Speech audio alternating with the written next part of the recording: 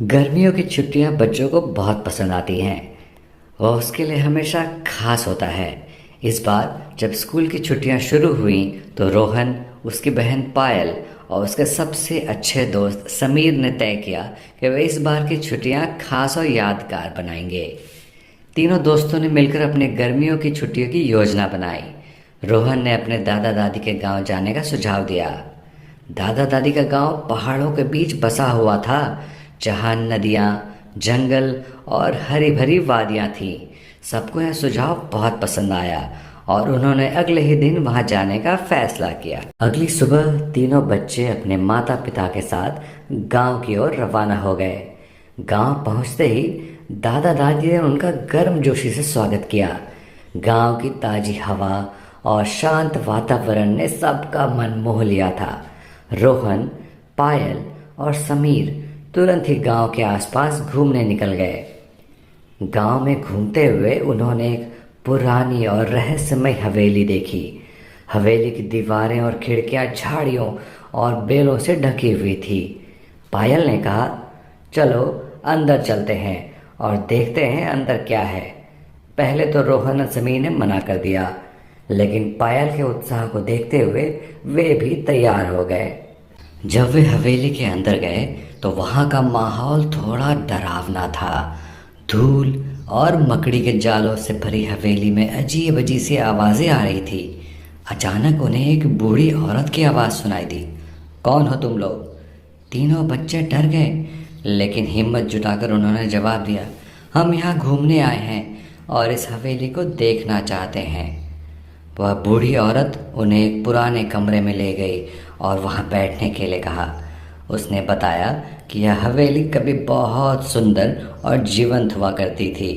उसके दादा दादी यहाँ रहते थे, लेकिन एक दिन अचानक वे गायब हो गए और हवेली वीरान हो गई। बूढ़ी दादी ने कहा, मैं यहाँ उनकी यादों के साथ रहती हूँ और उनकी खोज में लगी हूँ। बूढ़ी औरत की कहानी सुनकर तीनों बच्चों ने ठान लिया कि वे इस रहस्य को सुलझाएंगे। उन्होंने दादा दादी से मदद मांगी और गांव के बड़े बुजुर्गों से बात की। उन्होंने सुना कि हवेली के पास की गुफा में कई रहस्यमय घटनाएं होती रहती हैं। तीनों बच्चे गुफा की ओर चल पड़े। गुफा में प्रवेश करते ही उन्हें अजीब सी चमक दिखाई दी। आगे बढ़ते ही उन्होंने देखा कि वहाँ एक पुरानी पांडुलिपि पड़ी हुई थी। पांडुलिपि में लिखा था, हवेली के दादा दादी को एक जादूगर ने बंदी बना लिया था और गुफा में कैद कर रखा था। तीनों ने मिलकर जादूगर का सामना करने का फैसला किया। गुफा के अंदर और आगे बढ़ते हुए उन्होंने जादूगर का कक्ष पाया। जादूगर ने उन्हें देखते ही अपनी जादुई छड़ी उठाई, लेकिन बच्चों ने अपनी समझदारी और साहस से उसे मात दे दी। रोहन ने जादूगर का ध्यान भटकाया और समीर ने उसकी छड़ी छीन ली। पायल ने जल्दी से पांडुलिपि का मंत्र पढ़ा, जिससे जादूगर की शक्ति खत्म हो गई। जादूगर की शक्ति खत्म होते ही गुफा में कैद दादा दादी आज़ाद हो गए। बच्चों ने उन्हें सुरक्षित बाहर निकाला और गांव वापस लौट आए। गांव के सभी बच्चे और बड़े बच्चों की बहादुरी की प्रशंसा करने लगे। गांव में एक बड़ा जश्न मनाया गया। दादा दादी ने बच्चों को धन्यवाद दिया और कहा, तुम्हारी बहादुरी और समझदारी ने हमें आज़ाद किया है। अब हम फिर से इस हवेली को जीवंत बना सकते हैं। तीनों बच्चों के लिए यह गर्मियों की छुट्टियां यादगार बन गई। उन्होंने न केवल एक रोमांचक और साहसी यात्रा की, बल्कि अपने दादा दादी को भी बचाया। वे सब खुश और संतुष्ट थे कि उन्होंने अपनी छुट्टियां केवल मस्ती और खेल में नहीं, बल्कि एक महान कार्य में दिखाई।